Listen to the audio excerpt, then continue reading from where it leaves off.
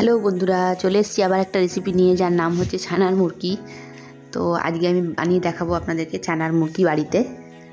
তো চলুন দেখি কেমনভাবে বানানো হয়। তো প্রথমে আমি দুধটা নিয়ে নিলাম। আমি 1 লিটার দুধ নিয়েছি। 1 লিটার দুধকে আমি ভালো করে ফুটিয়ে নিয়েছি, নিয়ে ছানা কাটিয়ে নিয়েছি। আমি ভিনেগার দিয়ে ছানা কাটিয়েছি। আপনারা চাইলে লেবু দিয়ে কাটাতে পারেন, ছানা কাটানো পাউডার মানে ল্যাকটিক অ্যাসিড দিয়েও ছানা কাটাতে পারেন। যার যেটা সুবিধে, যার কাছে যেটা থাকবে সেটা দিয়েই করবেন। তো ছানাটা কাটিয়ে আমি ভালো করে জলটা ঝরিয়ে নিয়েছি। আমি ছাঁকনিতেই রেখে দিয়েছিলাম এবং হাতাটা দিয়ে ভালো করে চেপে চেপে পুরো জলটা আমি বার করে নিয়েছি। এবার আমি ছানাটাকে ভালো করে হাতের চেটোর সাহায্যে মথে নেব, কারণ এই জিনিসটাই হচ্ছে, এই প্রসেসটা, এই স্টেপটা সবথেকে বেশি গুরুত্বপূর্ণ। এইরকম ছানা মথে না নিলে কোনো মিষ্টিই ভালো হবে না। তো ভালো করে ছানাটাকে আমি মথে একদম ভালো করে মিহি করে, দেখুন কি সুন্দর বল হয়ে গেছে একটা। তো বলের রূপে আমি এটাকে নিয়ে নিয়েছি। এবার আমি এটাকে আবার চৌকো শেপে এটাকে রেডি করব। চৌকো শেপ কেন করছি, দেখুন আমি একটা ছুরির সাহায্যে সাইডটা চেপে চেপে দিচ্ছি।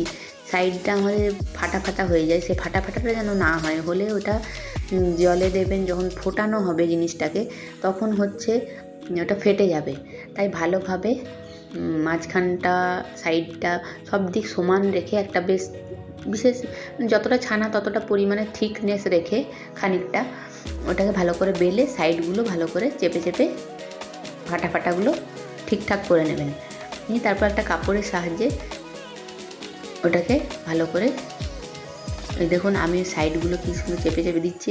এরকমভাবে সাইডগুলো চাপবেন, সাইডগুলোর উপর কনসেন্ট্রেট করবেন, কারণ সাইডগুলো যদি ফাটা থাকে, মিষ্টিটা যখন কেটে জলে দেওয়া হবে বা কোথাও ভাজা হয়, সেই টাইমে এগুলো ফেটে যায়।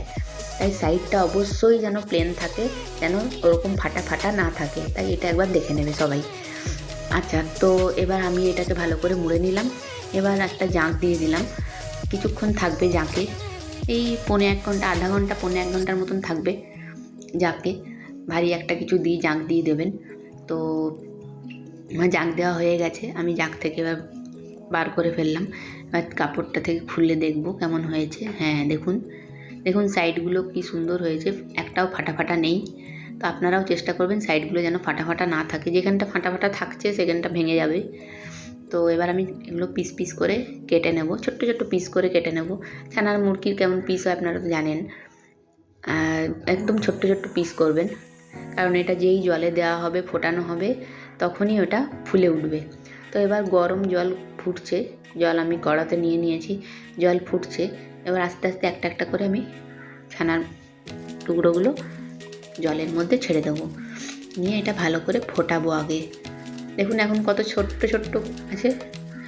যেই ফোটাবো আস্তে আস্তে যত ফুটবে তত বড় হয়ে যাবে, বেশ বড় হয়ে যাবে, মানে কড়াতে জল কম হয়ে যাবে আর ছানার পরিমাণটা বেশি হয়ে যাবে।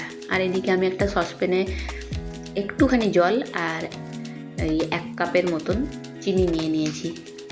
পরিমাপটা হচ্ছে আপনারা যতটা ছানা করবেন, মুরগি যতটা পরিমাপ থাকবে সেই পরিমাপ অনুযায়ী করবেন। আমি একটুখানি করেছি, আমি যতটা করেছি এটাতে হয়ে যাবে। দেখুন এদিকে ছানারগুলো কেমন বড় হয়ে উঠেছে, এখন বড় চৌকো সাদা হয়ে উঠেছে, বেশ স্পঞ্জি হয়েছে। তো হাত দিয়ে আমি একটু দেখে নিচ্ছি, খুব গরম। তো আমি হাতে তুলে একটু সাইডগুলো চেপে উপরটা চেপে দেখে নিচ্ছি যে এটা স্পঞ্জি হয়েছে কিনা। তো দেখলাম হ্যাঁ হয়ে গেছে। আর আমার ওদিকে চিনির রসটাও একটু ঠান্ডা হয়ে গেছে, একটু ঠান্ডা হবে, বেশি ঠান্ডা না হলেও হবে, তবে বেশি গরমে দেওয়া যায় না, একটুখানি হালকা ঠান্ডা করে ওর মধ্যে দিতে হয়। তো আমি ওগুলো তুলে এই হালকা ঠান্ডা রসটার মধ্যে দিয়ে দিচ্ছি, দিয়ে নিয়ে একবার ফুটিয়ে নেব জাস্ট।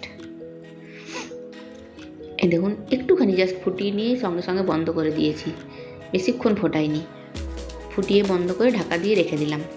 তো হয়ে গেল। দেখুন আমি এবার রস থেকে তুলে নিয়েছি, কী সুন্দর লাগছে দেখতে, খেতেও খুব সুন্দর হয়েছে। তো আপনারাও এরকম বাড়িতে বানান এবং খান, কার কেমন লাগছে আমাকে জানাবেন। আমার চ্যানেলটা অবশ্যই ফলো করবেন, আমাকে শেয়ার করবেন, ফলো করবেন, কমেন্টস দেবেন। এবং ইউটিউব চ্যানেলেও আমি আছি, ওটাতে আমাকে সাবস্ক্রাইব করবেন। এখনকার মতন এখানেই শেষ করলাম। টাটা।